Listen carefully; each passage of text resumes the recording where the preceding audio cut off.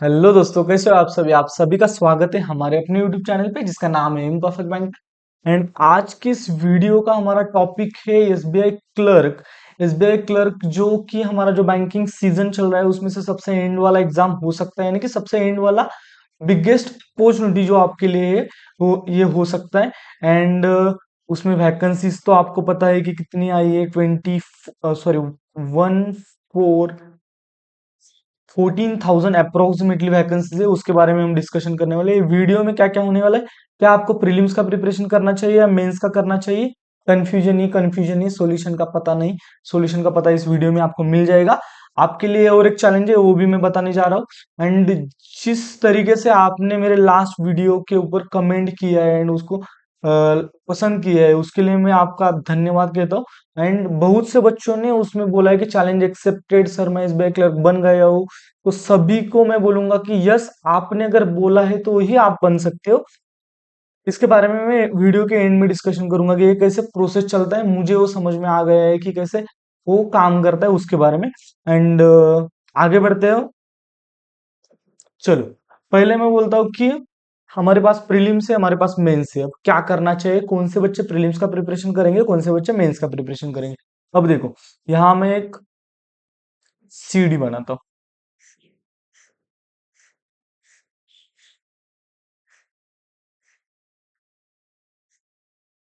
And यहाँ इसके ऊपर दूसरी सीडी बनेगी। ओ नो,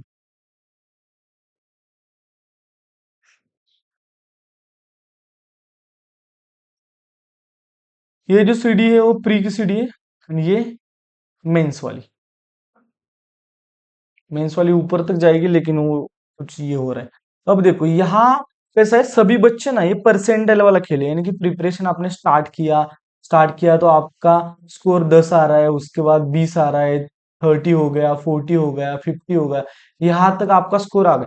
यानी कि क्या होता है, प्रोसेस क्या होता है बैंकिंग एग्जाम का। मैं जितने स्टूडेंट से मिला हूँ, खुद से प्रिपरेशन किया है, तो मुझे पता है कि पहले ना आपका स्कोर धीरे धीरे धीरे इनिशियल फेज में 3 4 5 मंथ में ना जैसे बढ़ता चला जाता है, बढ़ता चला जाता है।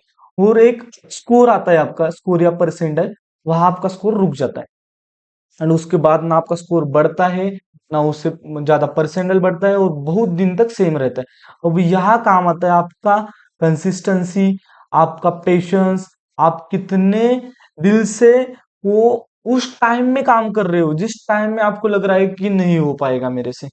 वो ये सभी चीजें, आपका पेशेंस लेवल, आप कितने डिटरमाइन हो कि आपको वो एग्जाम चाहिए, आपको सिलेक्शन लेना है बैंकिंग एग्जाम में, ये यहाँ आता है। एंड ये वाली फेज ही सबसे ज्यादा इंपॉर्टेंट होती है। एंड ये फेज इसलिए मैंने इतनी बड़ी की है क्योंकि वो जो स्टेप होती है वो अगर आपने क्लियर कर दी। अब देखो यहाँ उसके बाद भी मैंने 2 3 स्टेज लिखी है, ऐसा क्यों किए। अब देखो यहाँ आपने एक स्टेज कंप्लीट की, यहाँ आपका परसेंटाइल 80+, 85+, 90+ आने लगा है। और उसके बाद ये वाली स्टेप्स जो होती है ना, वो एग्जाम वाली स्टेप होती है।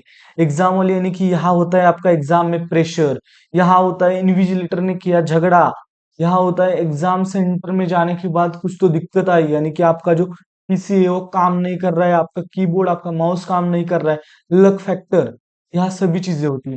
यानी कि सभी को लेकर ये हमारा प्रीलिम्स बनता है। एंड प्रीलिम्स में आप कहाँ पे हो वो सिर्फ आप बता सकते हो, आपने कितना प्रिपरेशन किया है वो सब आप बता सकते हो। उसके बाद प्रीलिम्स कवर करने के बाद यहाँ आता है मेंस। मेंस में आपके टॉपिक होते हैं, यानी सब्जेक्ट होते हैं, जीए इसमें ऐड हो जाता है। एंड क्वांट होता है जो इससे ऊपर लेवल का होता है, रीजनिंग होता है जो इससे बहुत ऊपर लेवल का होता है, इंग्लिश होता है जो कि प्रीलिम्स से बहुत ज्यादा ऊपर होता है। लेकिन आपको ये बात बताना चाहता हूँ कि ये क्वांट, रीजनिंग एंड इंग्लिश जो होता है ना, उसका बेस आपने यहाँ क्लियर किया होता है, तो आपको ये करते टाइम इतनी ज्यादा दिक्कत नहीं आएगी। लेकिन जीए जो होता है ना, कंप्लीट नया पैकेज होता है आपके लिए। जिसने जीए का प्रिपरेशन नहीं किया है ना पहले से, वो 10 15 दिन में जीए का प्रिपरेशन बहुत जान से करता है कि मैं करके दिखाऊंगा, मैं एसबीआई क्लर्क बन के दिखाऊंगा, मैं उस टाइम प्रिपरेशन करूंगा। नहीं होता। और कब करता है मालूम है, आपका प्रीलिम्स का पेपर होने के बाद नहीं, प्रीलिम्स का एग्जाम होने के बाद नहीं, आपका रिजल्ट, प्रीलिम्स का रिजल्ट लगने के बाद वो 10 15 दिन में स्टार्ट करता है प्रिपरेशन। वैसे नहीं होता। बहुत से आपके साथ ऐसे बच्चे हैं जिन्होंने आईबीपीएस पीओ का मेंस दिया है, आईबीपीएस पीओ का मेंस देकर वो इंटरव्यू में क्वालिफाई नहीं हुए। ऐसे भी बच्चे जो इंटरव्यू में क्वालिफाई हुए हैं, ऐसे भी बच्चे। तो कंपटीशन बहुत तगड़ी है। देखो आगे बढ़ते हैं।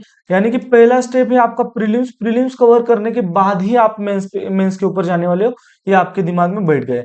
अब देखो, एक्चुअली ये आपको सबको पता है होता है कि सर स्टेप ये क्या बता रहे हो कि प्रीलिम्स के बाद ही मेंस आता है, लेकिन आपको नहीं पता होता है कि प्रीलिम्स निकालना ही है तभी आप मेंस में जाने वाले हो।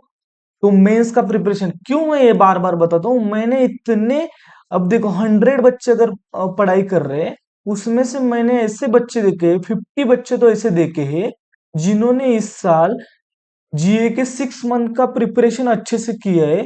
उसमें से 5 बच्चे मेंस के लिए क्वालिफाई हो गए और 45 बच्चे मेंस के लिए गए नहीं। तो ये होता है, अगर आपकी स्ट्रेटजी अच्छी नहीं है तो इस 50 बच्चों में से वो 45 बच्चे जिन्होंने जीए के लिए डेली 3-3 घंटे 2-2 घंटे दिए, उनके 3-3 2-2 घंटे वेस्ट हो गए ना, वेस्ट ही हो जाते हैं उनका। नेक्स्ट ईयर थोड़ा बहुत बैंकिंग अवेयरनेस वाला जो सेक्टर होता है ना, वही आपके मेंस में काम आएगा, बाकी करंट अफेयर्स तो इतना काम नहीं आता, इसलिए वो वेस्ट हो जाता है। अब देखो, और बाकी 50% बच्चों का तो ठीक है, वो हो जाते हैं। अब देखो नेक्स्ट हम जाते हैं परसेंटाइल। अब देखो यहाँ मैं डिस्कस करने वाला था परसेंटाइल के ऊपर।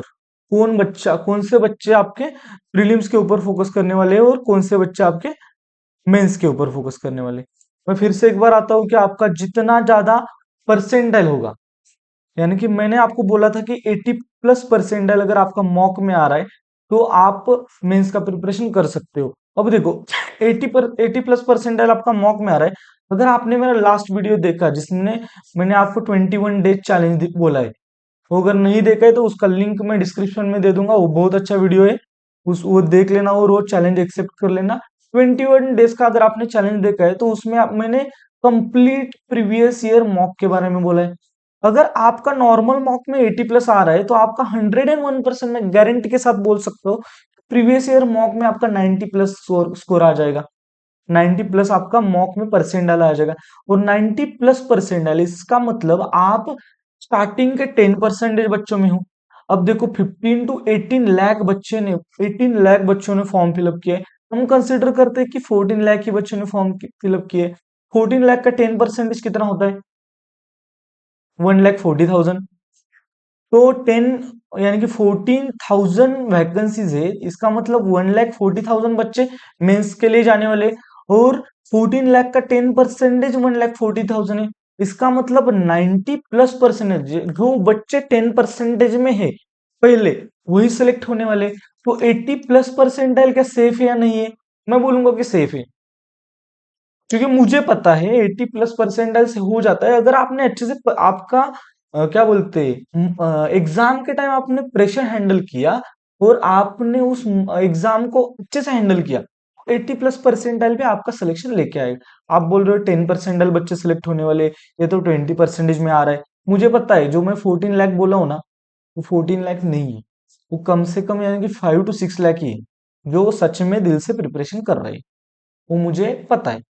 तो यही कंपटीशन इन्हीं बच्चों में, और उसमें से भी जो प्रीलिम्स क्लियर करके मेंस में जा रहे हैं, मेंस में जा रहे हैं, ऐसे बच्चे बहुत कम है। तो आपका कंपटीशन कम बच्चे में दिख ज्यादा ज्यादा रहा है, लेकिन कंपटीशन बहुत हार्ड है, जितने में है उतना बहुत डेंजर लेवल का है। तो मैं आपको बोलूंगा कि जिनका परसेंटाइल अभी भी 80 या 85+ जा रहा है या 90+ जा रहा है, उनको थोड़ा बहुत मेंस का प्रिपरेशन करना है। जिनका परसेंटाइल अभी भी 80- है, थोड़ा भी 79 भी है, तो आपको आपका कंप्लीट प्रिपरेशन प्रीलिम्स का करना है। मैंने जो भी उस वीडियो में चैलेंजेस बताए वो एक्सेप्ट करने हैं और वो चैलेंजेस कंप्लीट करने हैं, और आपका परसेंटाइल 80+, 85+, 90+ लेके जाना है।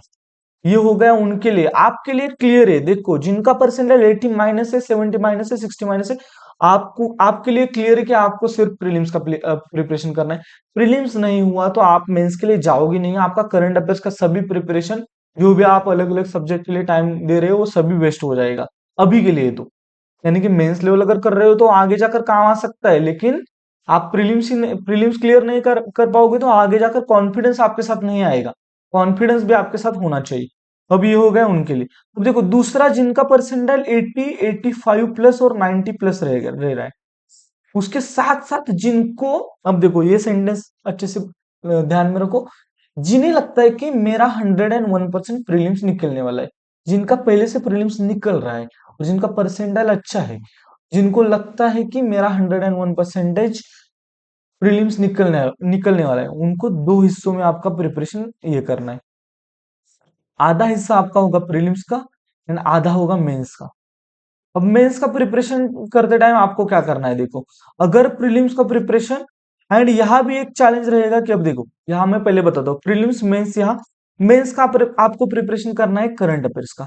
Current affairs and quant, reasoning English में, क्वांट में आपको 3 दिए, रीजनिंग में आपको 3 पजल, एंड इंग्लिश में आपको 1 आवर मेंस लेवल एक आरसी वगैरह पढ़ना है। उतना ही करना है बस, ज्यादा नहीं करना है। प्रीलिम्स आपको पहले हाथ में लेना है, ये मैं बताऊंगा फिर से एक बार। अब देखो मेंस का लेकिन मैक्सिमम आपको जीए कवर करना है। मैं क्या बोल रहा हूँ, आपका प्रीलिम्स एग्जाम होने तक मैक्सिमम जीए कवर करो आप इसके ऊपर, क्योंकि आप जितना कॉम्प्लिकेटेड बनाओगे उतना कॉम्प्लिकेटेड ही बन जाएगा कि मैं ये भी करूंगा वो भी करूंगा ये भी करूंगा। इसको कॉम्प्लिकेटेड मत बनाओ। आपको पता है कि क्या करना है, प्रीलिम्स का प्रिपरेशन, जीए का मैक्सिमम प्रिपरेशन, क्वांट में 3 पजल, क्वांट में 3 डीए, रीजनिंग में 3 पजल एंड इंग्लिश का 1 आवर, बस इतना। यानी कि इसमें जाएंगे हमारे 3 घंटे, इसमें 1-2 घंटे जाएंगे और इसमें बाकी का टाइम। अब देखो ये हो गया आपका। उसके बाद मैं आपके लिए एक स्टेप बताऊंगा, आपके एग्जाम के एग्जैक्ट 1 वीक पहले, ये भी छोड़ देना है, आपको सिर्फ करना है जीए का डेली का प्रिपरेशन। जीए का डेली आप रीड करोगे एंड कंप्लीट फोकस आपका होगा प्रीलिम्स के ऊपर। दैट्स इट, ये है आपका प्रीलिम्स के लिए, यानी कि प्रीलिम्स एंड मेंस जिसको मैनेज करना है उनको बस इतना करना है।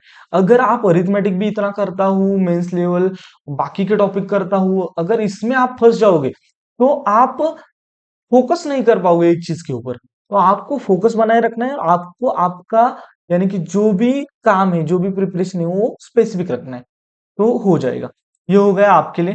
एंड उसके बाद मुझे क्या बोलना था, चैलेंज के ऊपर डिस्कशन कर रहा था मैं आपके लिए। जो है चैलेंज मैं बोला था ना, और एक चैलेंज है उसके ऊपर। उससे पहले ना एक मैंने कमेंट पढ़ा था, उसके ऊपर भी मैं डिस्कशन करने वाला हूँ कि वो कमेंट मुझे अच्छा नहीं लगता पहले से ही। यानी कि बहुत से बच्चे बोलते हैं कि सर आप कितने घंटे पढ़ना चाहिए वो बताओ। बच्चे बोलते हैं कि मैं 10 घंटे पढ़ता हूँ, 12 घंटे पढ़ता हूँ, 14 आवर्स पढ़ता हूँ, 8 आवर्स पढ़ता हूँ। जो बोलता है कि मैं 14 आवर्स पढ़ता हूँ, उसके नीचे बच्चे और बच्चे कमेंट करते हैं नहीं भाई, जितना भी पढ़ना है क्वालिटी पढ़ना है, 4 ही घंटे पढ़ना है लेकिन क्वालिटी पढ़ना है। यानी कि आप घंटों में इसका ये मत करो कि आप 10 घंटे, 12 घंटे, 15 घंटे, यानी कि ज्यादा प्रिपरेशन नहीं होता। आप 5 ही घंटे पढ़ो लेकिन दिल से पढ़ो। मैं इसके अगेंस्ट हूं, मैं यही कहने वाला हूँ। आपके पास 24 आवर्स है, फुल डे आप प्रिपरेशन, यानी कि फुल डे आपके लिए खाली। करेक्ट। आपने 2 घंटे आपके सेहत के लिए दिए, 2 घंटे खाने पीने के लिए दिए, 4 घंटे हो गए। उसके बाद अपने 8 घंटे सोने के लिए दे दिए। कितने हो गए टोटल? 12 आवर्स। 12 घंटे आप आराम से, यानी कि 8 आवर का नींद लेके आप 12 घंटे प्रिपरेशन कर सकते हो। 2 घंटे मैंने जो आपके सेहत के लिए बोल दिया है वो आधा घंटा, 1 घंटा करके आप बाकी का टाइम, बाकी का वो ये कर सकते हो। यानी कि 4 आवर्स आपके खाना पीना जो भी होता है बाकी सभी चीजें, एंड बाकी 8 घंटे आपका नींद, एंड उसके बाद 10 to 12 आवर आप प्रिपरेशन कर सकते हो। मुझे ऐसा लगता है कि मैक्सिमम करना चाहिए। जो बच्चे बोलते हैं कि 4 घंटे करो लेकिन इफेक्टिव करो, बाकी के घंटे के आप क्या कर रहे हो? स्क्रोलिंग, इंस्टाग्राम, चैटिंग, ये गलत है ना। जितना हो सके उतना पढ़ना है, जितना मेहनत करोगे उतना आपके चांसेस है कि सिलेक्शन हो जाएगा। तो सर इफेक्टिव नहीं होगा, कौन बोलता है इफेक्टिव नहीं होगा? जिस टाइम नींद आती है उस टाइम मैथ्स लेके बैठो, जिस टाइम फ्रेश हो उस टाइम करंट अफेयर्स लेके बैठो। आप आपका प्लान अच्छे से बना हो जाएगा। जिस टाइम ज्यादा ही मन नहीं लगता, मॉक लगा के बैठो, 1 घंटा कब चला जाएगा वो भी समझ नहीं आएगा। प्रिपरेशन करना है, सिलेक्शन लेना है तो ऐसा करना पड़ेगा। लास्ट वन में चैलेंज के ऊपर आता हूँ। आपके लिए दूसरा एक चैलेंज है कि आपने मुझे कमेंट बॉक्स में कमेंट करके बोला कि सर यस मैं एसबीआई क्लर्क बन गया हूँ, यस सर। वो वाला वीडियो आपने देखा और उसके नीचे आपने कमेंट किया कि सर यस मैं एसबीआई क्लर्क बन चुका हूँ, यस मैं एसबीआई क्लर्क बनूंगा। आपने आपका टाइम टेबल बनाया, लेकिन आपका टाइम टेबल देखने के लिए कोई भी नहीं है। दो टाइप के बच्चे होते हैं। एक पहला टाइप होता है जो बच्चा किसी को कुछ नहीं बताता कि मैं क्या कर रहा हूँ क्या नहीं कर रहा हूँ, खुद के इसमें ये रहेगा। और दूसरा जो बहुत बच्चों को बोलेगा कि ये मैं कर रहा हूँ वो कर रहा हूँ। और मैं एक्चुअली तीसरे टाइप में था, जिसमें मैं मेरे स्पेसिफिक बंदे होते थे या स्पेसिफिक इंसान होते थे जिनको मैं बताता प्रिपरेशन टाइम कि मैं कल 5 बजे उठने वाला हूं, मेरा कल का टारगेट ये है। मैं अब देखो, अगर आपने आपका इंसान एक ढूंढ लिया, एक या दो इंसान जिनको आपने बोला, आपका भाई है, आपकी बहन है, आपकी मम्मी है, आपके पापा है, आपने उनको, आपका अच्छा दोस्त है, उसको बोल दिया कि मैं, ये मेरा कल का शेड्यूल है, मैं इतने बजे उठने वाला हूँ, इतने बजे सोने वाला हूँ, ये मैं प्रिपरेशन करने वाला हूँ, तो मैंने तुझे भेज दिया है। आज शाम को मैं सोते टाइम तुझे बताऊंगा कि मैंने कंप्लीट किया नहीं किया, कितने बजे उठा, कितने बजे नहीं, यानी सो गया, यानी कितने बजे मैं सोने वाला हूँ, ये सभी चीजें। अगर आप ये करना स्टार्ट करोगे तो आपके ऊपर कोई तो रहेगा जो आप, जिसका डर आपको रहेगा कि इसको मुझे आज शाम को बताना है कि मैंने किया नहीं किया। और हर दिन अगर आप उसको बोल रहे हो कि यस मैंने मेरा टारगेट अचीव किया, हर दिन बोल रहे हो कि मैंने मेरा टारगेट अचीव किया, मम्मी मैंने मेरा टारगेट अचीव किया, पापा मैंने मेरा टारगेट अचीव किया, भाई यस मेरा हो रहा है, अच्छे से हो रहा है। एंड वो टारगेट से, वो चैलेंज से क्या होता है मालूम है, आप प्रिपरेशन करते रहते हो अच्छे से, एंड आपके ऊपर किसी की तो नजर रहती है कि हाँ ये कर रहा है या नहीं कर रहा है। वो आपको दिन भर देखने नहीं आएगा कि आप सच में कर रहे हो। झूठ बोलोगे तो वो झूठ आपके लिए, खुद के लिए। तो ये वाला भी चैलेंज एक्सेप्ट कीजिए। आप आपके एक या दो इंसान बनाइए, दो दोस्त बनाइए जिनको आप बोलने वाले हो कि, जिनको आप आपका टाइम टेबल बताने वाले हो कि हाँ ये मेरा टाइम टेबल है। चैलेंज एक्सेप्ट कर लिए, लेकिन चैलेंज तभी ये होगा, कंप्लीट होगा जिस टाइम आप किसी को तो बता रहे हो कि हाँ यस मैंने वो कंप्लीट। 1000 लोगों को बताने की जरूरत नहीं है। आप कमेंट किए, इसलिए मैं बोल रहा हूँ कि कमेंट करने के लिए भी दम लगता है कि हाँ यस सर मैं इस बैक क्लर्क बन गया। मैंने कहा आप बोलोगे कि ये कमेंट करने के लिए बोल रहा हूँ, ना ना ना ना ना। बोलना, किसी के सामने बोलना, किसी को यानी कि लिखना कि यस मैं बन गया, उसमें भी दम लगता है, क्योंकि वहां से आपके एफर्ट्स बढ़ जाते हैं। और एफर्ट्स बढ़ने चाहिए, तब भी आपका सिलेक्शन होने वाला है। तो आपको क्या करना है, आपको आपके एफर्ट्स बढ़ाने हैं। आपको एक या दो इंसान आपके बोलने हैं कि ये जो आपको हेल्प करने वाले हैं आपकी जर्नी में, उनको बताना है कि यस मैं 5 बजे उठने वाला था, मैं उठ गया। उनको बताना है कि मैं 5 बजे उठने वाला था, मैं लेकिन नहीं उठ पाया। डेली डेली जब आप बताओगे नहीं उठ पाया नहीं उठ पाया, और वो बोलेगा कि तू खुद को फंसा रहा है, खुद को फंसा रहा है, तो आपका सिलेक्शन जल्दी जल्दी हो जाएगा, आपकी इंप्रूवमेंट जल्दी जल्दी हो जाएगी। दैट्स इट, इतना ही था इस वीडियो में।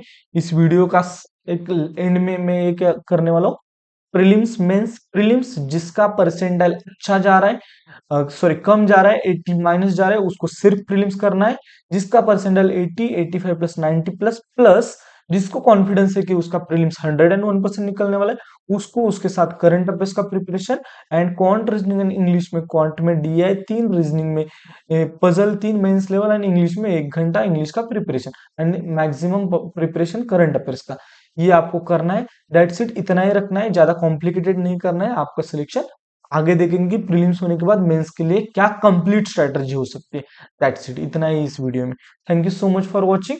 एंड अगर आप मुझसे कनेक्ट होना चाहते हो तो प्लीज जो मेरा टेलीग्राम ग्रुप का लिंक डिस्क्रिप्शन में है उसको ज्वाइन कीजिए। मेरा इंस्टाग्राम आईडी एंड मेरा जो चैनल का आईडी है वो भी आपको डिस्क्रिप्शन में मिल जाएगा। वहां आप मुझे फॉलो कर सकते हो, मुझे आपके डाउट्स पूछ सकते हो। Thank you so much for watching.